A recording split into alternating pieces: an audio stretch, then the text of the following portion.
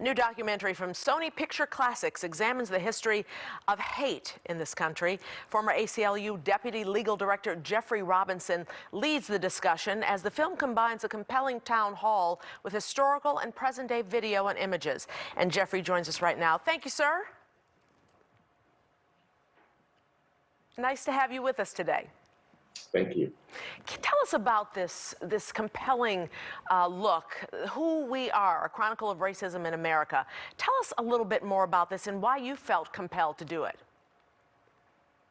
As I explained in the film, there was a death in my family, and my nephew who lived in New York became my son.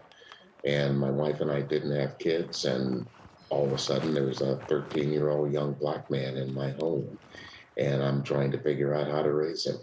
And I went looking for help, looking for information. And what I found was not what I was looking for. What I found was an incredible history of anti-Black racism in this country and facts about that history that I had never been taught, despite having one of the best educations in America.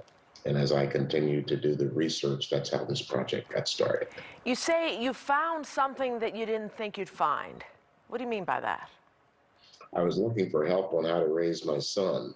And what I found in looking through material about Black history were all of these facts going back to 1619 and leading up into today, an unbroken line of clear, unambiguous, and definite involvement by state, local, and federal government here in America pursuing this course of so-called white supremacy and anti-Black racism.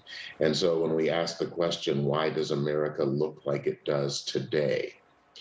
The answer to that question is based in our history.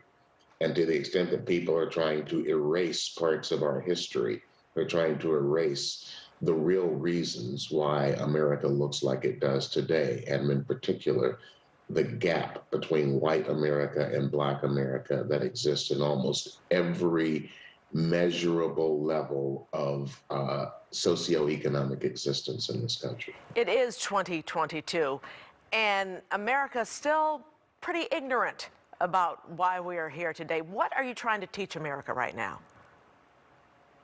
Simply that if we're actually looking to solve problems that exist in America today, we won't solve them if we have solutions that are based on a lie. If the solutions to a problem are based in something that is not the root cause of the problem, then you won't solve it.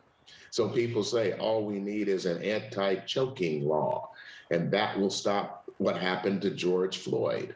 And that's ridiculous, because an anti-choking law isn't going to stop what happened to him. A complete reimagining and reevaluation of policing in this country is necessary.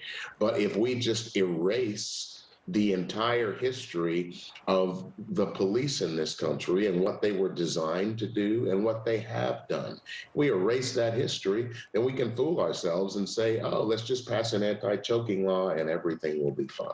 Jeffrey, you have so many factions fighting against us learning about our history, our past history. You had, at one time, the President of the United States trying to dissolve it. So how can this film, how can the smallness of us change that when you have such big factions going against it? I guess I don't believe in the concept of the smallness of us, because I think people, individual people and individual groups have made remarkable change in America throughout history. And this is simply something where we can sit down and look each other in the eye and simply agree on one thing. Should we tell the truth about our history? Yes or no?